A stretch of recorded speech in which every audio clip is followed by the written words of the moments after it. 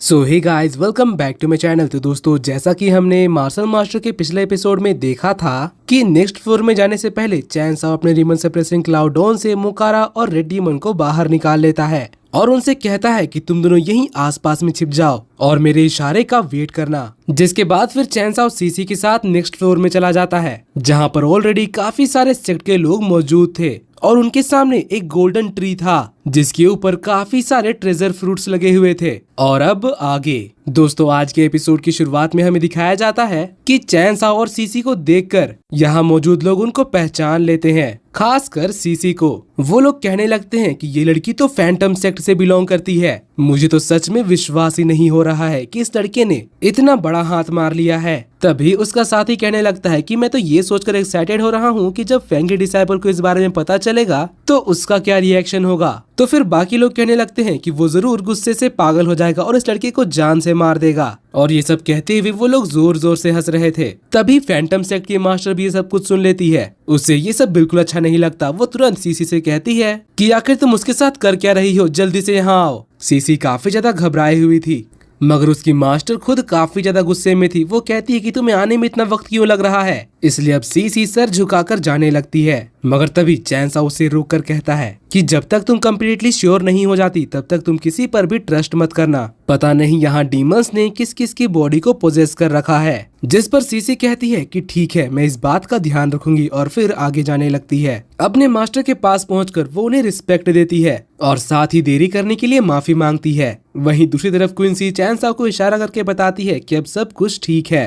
तो चैन साओ फिर फाइनली अपने ग्रुप के पास चला जाता है जिनके साथ वो यहाँ मार्शल डोमेन में आया था। वो यहाँ पहुँचते ही मास्टर सीतू को रिस्पेक्ट देता है, मगर इससे पहले कि मास्टर सीतू उससे कुछ कहते, तियान और येमोस के पास चले जाते हैं और उससे कहने लगते हैं कि तुमने तो हमें परेशान ही कर दिया था, आखिर इतने समय तक तुम कहाँ गायब हो गए थे। मगर इससे पहले कि चैन साओ उनको कुछ जवाब देता, लिन यूनान आगे बढ़कर चैन साओ से कहने लगता है कि तुम्हारी इतनी हिम्मत, तुमने लिन फैमिली के यंग मास्टर को पीटा, फिर ड्रैगन मास्टर को जान से मार दिया और अब यहाँ पर ऐसे आ रहे हो जैसे कुछ हुआ ही नहीं है। चैन साओ सबसे पहले उसके बॉडी को चेक करता है, जिससे उसको पता चलता है कि ये पर्सन तो हाफ स्टेप मार्शल कल्टीवेटर है, जिसका मतलब कि इसने एक से ज्यादा फ्रूट ऑफ रूल्स कंज्यूम कर रखा है। लेकिन इस वक्त इसके अंदर किसी भी तरह के डीमन का पोजेशन नहीं है। और फिर वो मास्टर C2 को चेक करने लगता है और उनकी ऑरा भी पूरी तरह से प्योर थी। वो मनी मन कहता है कि शायद इनका मुकाबला अब तक डीमंस के साथ नहीं हुआ है। और फिर आगे बढ़कर लिन यूनान से कहने लगता है कि तुम्हारे इससे कोई मतलब नहीं है कि मैं किससे मिला हूँ और किससे नहीं। सबको पता है कि ये जगह बहुत ही ज्यादा खतरनाक है और एंशिएंट डिमोनिक रूइंस में आकर तुम्हारी लिन फैमिली के साथ क्या हुआ उसकी जिम्मेदारी मैं नहीं रखता। लेकिन जहाँ तक मैंने सुना है वो दोनों तो डिमोनिक सेक्ट से बिलोंग करते हैं और रास्ते में अपने ही डिसाइपल्स को मार रहे हैं, जो कि खुद में ही एक बहुत नीच हरकत है। तुम लोग खुद आपस में कुत्ते बिल्लियों की तरह लड़ते हो और यहाँ मुझसे सवाल कर रहे हो। लेकिन चैन साओ की ये बात सुनकर तो लिन यूनान काफी ज्यादा गुस्सा हो जाता है और तुरंत चैन साओ के ऊपर अटैक करने बढ़ता है और कहता है कि शायद तुम्हें मरने का कुछ ज्यादा ही शौक है। मगर तभी मास्टर सीतू आगे बढ़कर उसके अटैक को रोक देते हैं, जिससे यहाँ पर एक बहुत बड़ा एनर्जी का ब्लास्ट होता है। मास्टर ओयांग भी इससे घबरा जाती है।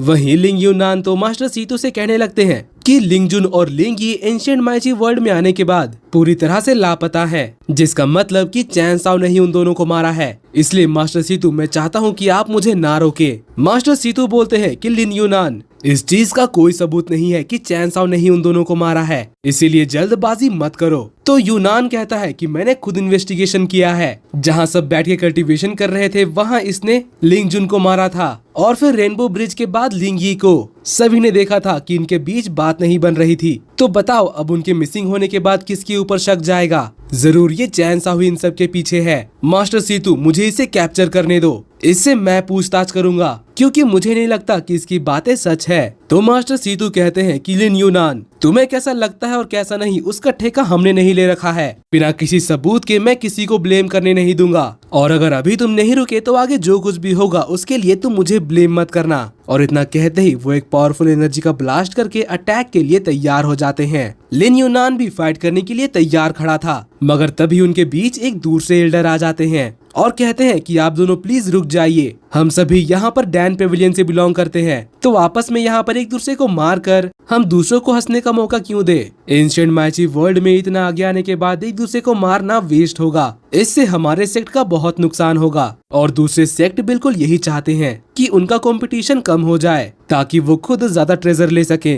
तो फिर मास्टर लिन यूनान कहने लगता है कि चैन साओ, तुम ये मत सोचो कि मास्टर सीतू के साथ होने की वजह से तुम पूरी तरह से सुरक्षित हो। एक बात तुम अच्छी तरह से याद रखना, मैं तुम्हें जान से मार कर रहूंगा और तुम्हें कोई भी नहीं बचा सकता। लेकिन अभी के लिए सिचुएशन को देखते हुए वो रुक जाता है। वहीं मास्टर सीटू चैन साओ से कहते हैं कि तुम ध्यान रखना, जिस पर चैन साओ कहता है जी मास्टर। फिर उनके जाने के बाद ये मो चैन साओ के पास आकर कहने लगता है कि मैं तो पूरी तरह से डर गया था, आखिर तुमने किस किस से पंगा ले रखा है। तभी मास्टर ओयांग आगे बढ़कर कहने लगती हैं कि तुम तो बहुत ही ज्यादा लकी निकले, मैंने ये बिल्कुल भी एक्सपेक्ट नहीं किया था कि तुम यहाँ तक सही सलामत जिंदा पहुँच जाओगे। लेकिन चैन साओ तो उसको पूरी तरह से इग्नोर करके अपने दोस्तों से बात करने लगता है। यहाँ वो उनसे पूछता है कि आखिर तुम लोग यहाँ तक पहुँचे कैसे, जिस पर तियान बताता है कि एंशिएंट डिमोनिक कॉन्टिनेंट में घुसने के बाद सबसे पहले तो हमें काफी सारा एक्सोटिक फ्रूट्स मिला, जिससे हमारी स्ट्रेंथ बहुत ज्यादा इम्प्रूव हो गई। फिर 1 साल पहले हमें एंशिएंट डिमोनिक रूइंस के बारे में खबर मिली, जो कि इस कॉन्टिनेंट के आखिर में है। फिर हम दोनों जैसे ही यहाँ पहुँचे, हमें पता चल गया था कि अंदर जरूर कुछ इम्पोर्टेंट है, लेकिन साथ ही अंदर काफी ज्यादा खतरा था। लेकिन फिर किस्मत से हमारी मुलाकात सीनियर लू हावरान से हुई। उनकी लीडरशिप में हम इस रूइंस में आगे बढ़ते हुए मास्टर सीतू से मिले, जिसके बाद हम इस चेम्बर में पहुँचे। लेकिन तब तक फ्रूट ऑफ रूल्स का ये पेड़ मेच्योर नहीं हुआ था, इसलिए सब लोग यहीं पर रुक गए और तब से यहाँ पर लोग आते ही जा रहे हैं। तभी चैन साओ लू हावरान को देखता है, मगर वो तो बहुत ही ज्यादा फ्रेंडली थे, वो चैन साओ को हाय भी करते हैं। मगर चैन साओ के मन में तो अब ये चल रहा था कि आखिर उन डीमंस का लीडर कहाँ पर होगा, मुझे जल्द से जल्द इस बारे में पता लगाना होगा। सबकी नजरें यहाँ पर फ्रूट ऑफ रूल्स के ऊपर था।